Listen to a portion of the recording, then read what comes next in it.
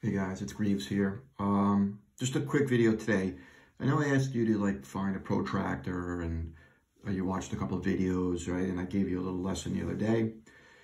You know, a couple of things came to mind. Sometimes, you do these things and you miss a couple of things. So I'm going to go back just a little bit, right? And we're going to take a look at the electromagnetic spectrum one more time, right? We're going to see if we can make a little bit more sense of this. Also, because light behaves as a wave, we use some of the wave characteristics to define things, okay? So I want to go back to our reference table real quick, and we're going to do some math together, okay? So here is the reference table, right? Notice reference table is, I should say the spectrum, the electromagnetic spectrum on the reference table, right? Gives us some characteristics of these waves of light, right? So radio waves, microwaves, infrared, visible light, which we can see, ultraviolet, X-rays, gamma. Now, what makes these guys different than one another? Well, believe it or not, they're all the same thing, right? They're produced the same exact way.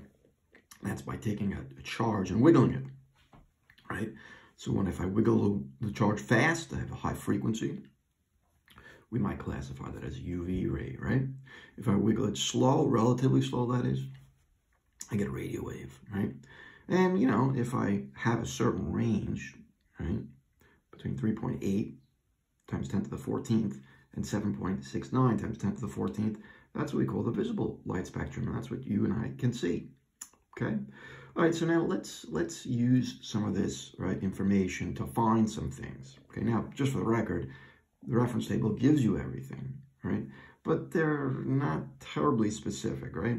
Like, look in between here, right? 10 to the 5th and 10 to the 6th. Well, really, this is 1 times 10 to the 5th and 1 times 10 to the 6th, right?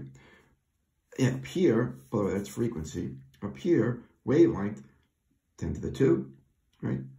10 to the 3, right? So it's getting bigger this way. But what about right in here? Well, a little fuzzy in there, right? It's not too specific, right? Let's see if I can do a little bit more, figure out more stuff, okay?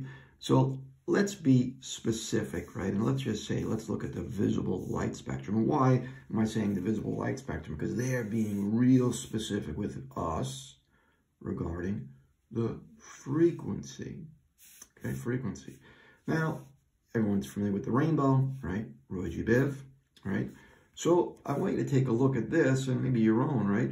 So look, I get a range, right? Red, 3.8. And by the way, I'm just going to say 3.8. It's implied that it's 10 to the 14th hertz, right?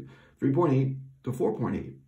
All right, well, where does red begin, right? Well, we know that red begins here. Well, where does red end?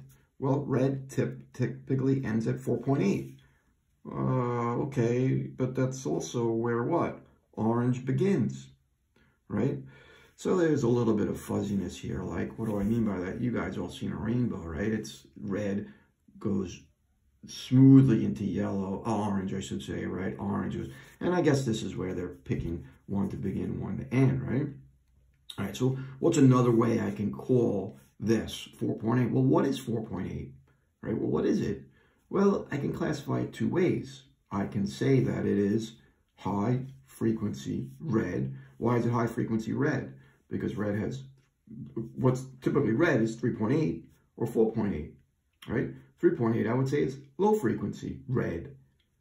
4.8, high frequency red. But it's also, right, also high frequency red can also be described as what? Low frequency orange, right?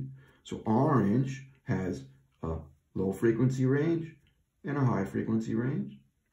Yellow has a low frequency range, high frequency range, green, etc., right? So there's a couple of different ways that we can describe things, right? And just need to make you aware of that, right? So let's just figure out a couple of things.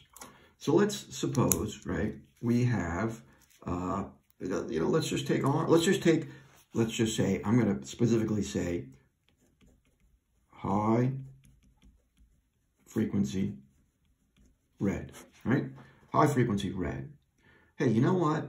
what do I know about high frequency red? Well, I know the frequency from the reference table is 4.82 times 10 to the 14th hertz. Well, what could I find out? Hey, you know what? What's the wavelength of this?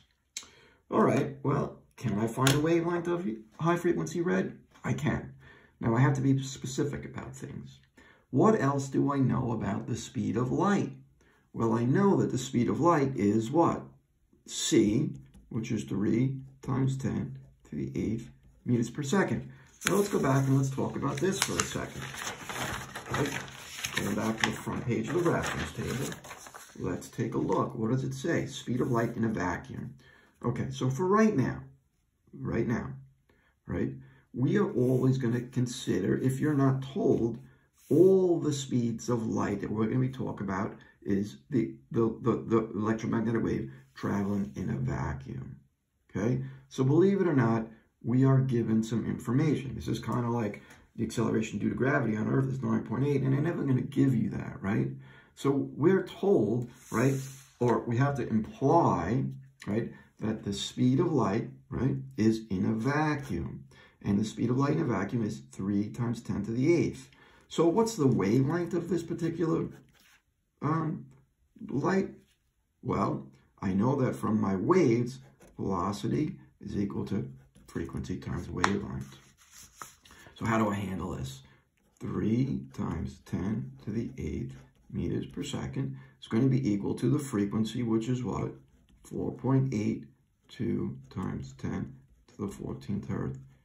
And I want the wavelength. So let's do a little bit of math here, right? So I don't know if you can see this here. I think you can. So 3 second E, 8 divided by 4.82, second E, 14, and I get something, big number, right? 1, 2, 3, well, I should say a small number, sorry. 1, 2, 3, 4, 5, 6, 7. So I'm going to get something like 6.22 times 10 to the minus 7 meters, right? So that, right, is going to be the wavelength of light in a vacuum, okay? So here's what I want you to do, okay? I'm going to give you guys, right, some homework, okay? This is what it's going to be, right? So let's do the following. Let's figure out, right, a couple of things. And quite frankly, we're going to make it up right now. So let's do this. I would like you to post this for me, right, on Google Classroom, okay? So I'm just making stuff up. My pen is kind of running out of ink here, right? So let's just say, I'm just going to say, find all the wavelengths, okay? So let's say high frequency, all three of these. Let's say blue, find the wavelength. Yellow, find the wavelength. Orange, find the wavelength. You know what? And let's say low frequency. Low frequency. Red, green, and violet. Right? So here's what I want you to do. Find the wavelength for blue, high frequency blue, yellow, orange, and low frequency green, red, green, and violet. All right, guys? That's it.